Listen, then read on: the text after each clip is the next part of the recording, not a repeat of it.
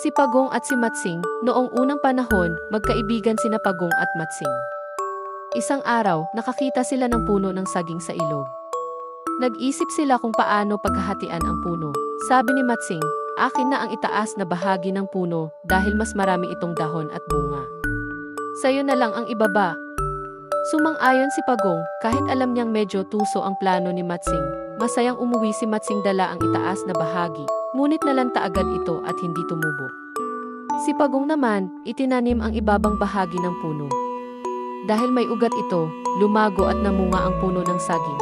Pagbalik ni Matsing at nakita ang bunga, gusto niyang kunin ang saging ni Pagong. Sabi niya, ako na ang aakyat para kunin ang bunga. Umakyat sa taas ng puno si Matsing at kinain lahat ng saging, walang itinira kahit isa. Samantala sa ibaba ng puno nandoon si Pagong malungkot na pinagmamasdan ang mga balat ng saging. Ang daya mo Matsing, niloko mo lang ako. Nag-isip ng paraan si Pagong upang makaganti kay Matsing na natulugan sa kabusugan sa itaas ng puno ng saging. Nakaisip ng paraan si Pagong at pagbalik niya, may dala na siyang mga tinik at ipinalibot niya ito sa buong puno ng saging upang sa pagbaba ng Matsing ay matinik siya ng madami. Niloko mo ako Matsing, pasensya na at gagantihan lang kita para magtanda ka. Wika ni Pagong, matapos makatulog ni Matsing ay bumaba na siya mula sa itaas ng puno ng saging at bigla na lang siyang natinik ng maraming tinik sa kanyang paa at kamay.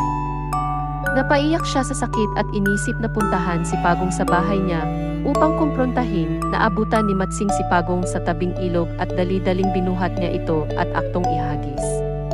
Ikaw Pagong, bakit mo nilagyan ng mga tinik ang ibaba ng puno ng saging? Natinik tuloy ako ng marami. Wika ni Matsing. Tama lang sa'yo yan Pagong, dahil niloko mo ko, akala ko hatian mo ako ng bunga ng saging ngunit inubos mo lahat ito. Wika ni Pagong, ganun ba, sige ihawin na lang kita. Wika ni Matsing. O sige, may bahay naman ako matibay, hindi ako tatablan ng apoy. Wika ni Pagong. Oo nga tatagtarin na lang kita ng pinong-pino. Sabi ni Matsing, obog ka ba? Matibay nga itong bahay ko, hindi ako tatablan ng matatalas na bagay. Oo nga gentleman, napaisip si Matsing.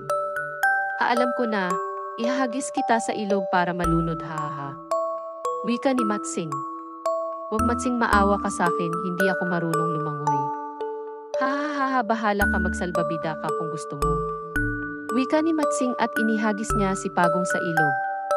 Tuwang-tuwa si Matsing nang makitang nagtampisaw sa ilog si Pagong, ngunit bigla itong napangiti at nagwika, sa ilog ang aking tahanan. Matsing, nakalimutan mo na ba? Haha. Ngiting sabi ni Pagong. Tuso man ang Matsing na paglalalangan din. At mabilis na lumangoy palayo si Pagong at iniwan si Matsing na tulala sa tabing ilog. Wakas.